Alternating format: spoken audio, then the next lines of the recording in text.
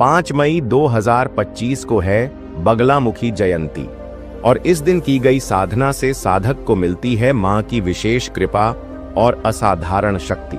अगर आपके जीवन में शत्रु बाधाएं, कोर्ट कचहरी या मानसिक संघर्ष चल रहा है तो यह दिन आपके लिए एक बड़ा मोड़ बन सकता है। बगलामुखी जयंती को लेकर एक पौराणिक कथा प्रसिद्ध है। मान्यता है कि सतयुग में जब पृथ्वी पर एक भयंकर तूफान आया जिसने संपूर्ण ब्रह्मांड को संकट में डाल दिया था, तब भगवान विष्णु ने हरिद्रा सरोवर के पास कठोर तपस्या की। उनकी तपस्या से प्रसन्न होकर मां बगलामुखी प्रकट हुईं और उस प्रलयकारी तूफान को तुरंत रोक दिया। उसी दिन को बगलामुखी जयंती के रूप में मनाया जाता है। मित्रों, आगे बढ़ने से पहले आपसे निवेदन है कि कमेंट में बगलामुखी नमः लिखें और चैनल को सब्सक्राइब जरूर करें। मां बगलामुखी को पीतांबरा देवी भी कहा जाता है क्योंकि उनका रूप पूरी तरह पीले रंग में लिप्त होता है। वस्त्र, आभूषण और शक्ति सब पीले रंग से भरे होते हैं। मां बगलामुखी 10 महाविद्याओं में 8वीं महाविद्या मानी जाती है। ये देवी स्तंभन शक्ति की अधिष्ठात्री हैं, जो शत्रु के बोल, बुद्धि और क्रिया को रोक सकती हैं। भगवान ब्रह्मा ने सर्वप्रथम इनकी साधना की थी, फिर भगवान विष्णु, परशुराम और यहां तक कि श्री कृष्ण ने भी पांडवों से बगलामुखी साधना करवाई थी। यह साधना किसी भी प्रकार की बाधा, विशेषकर शत्रुओं और कोर्ट केस जैसी स्थितियों से मुक्ति पाने के लिए की जाती है। अगर आपके जीवन में कोई लगातार परेशानी दे रहा है, शत्रु या विपक्षी आपको हानि पहुंचा रहे हैं, आप कोर्ट कचहरी या झूठे मुकदमों में फंसे हैं या आप मानसिक रूप से अत्यधिक तनाव में हैं, तो बगलामुखी साधना आपके लिए एक सुरक्षा कवच बन सकती है। लेकिन याद रखें, यह कोई आम पूजा नहीं है। यह तब की जाती है जब जीवन में कोई बड़ा संकट आ गया हो और सभी रास्ते बंद हो चुके हों। अब जानते हैं कि इस दिन मां बगलामुखी की साधना कैसे की जाती है। बगलामुखी जयंती के दिन ब्रह्म मुहूर्त में उठकर अपने नित्य कर्म के बाद पीले वस्त्र धारण करके पीले आसन पर बैठे।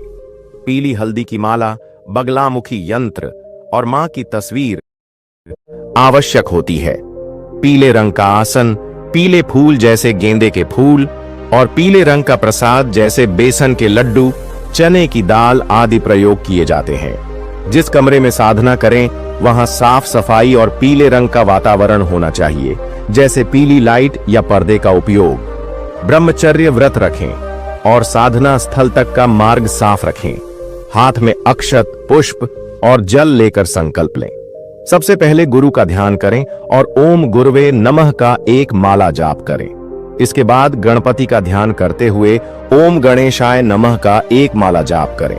फिर मां बगलामुखी के पति मृत्युंजय शिव का ध्यान करते हुए सामर्थ्य अनुसार मृत्युंजय मंत्र ओम त्र्यंबकम यजामहे सुगंधिम पुष्टिवर्धनम उर्वारुकमिव बंधनात् मृत्युर्मुक्षीय मामृतात् का जाप करें।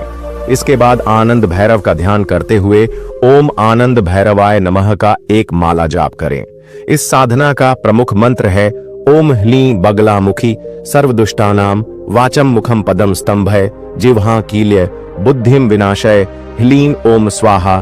इस मंत्र का कम से कम एक माला यानी 108 बार और अधिकतम अपनी सामर्थ्य अनुसार जाप करें। यह मंत्र बहुत फलदायी होता है, परंतु इस मंत्र का जाप गुरु आज्ञा लेने के बाद ही करें।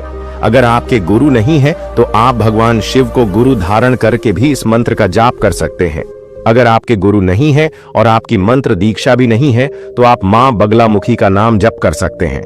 नाम जप करने के लिए बगलामुखी नमः या पीतांबरा नमः का अपनी सामर्थ्य अनुसार जाप करें।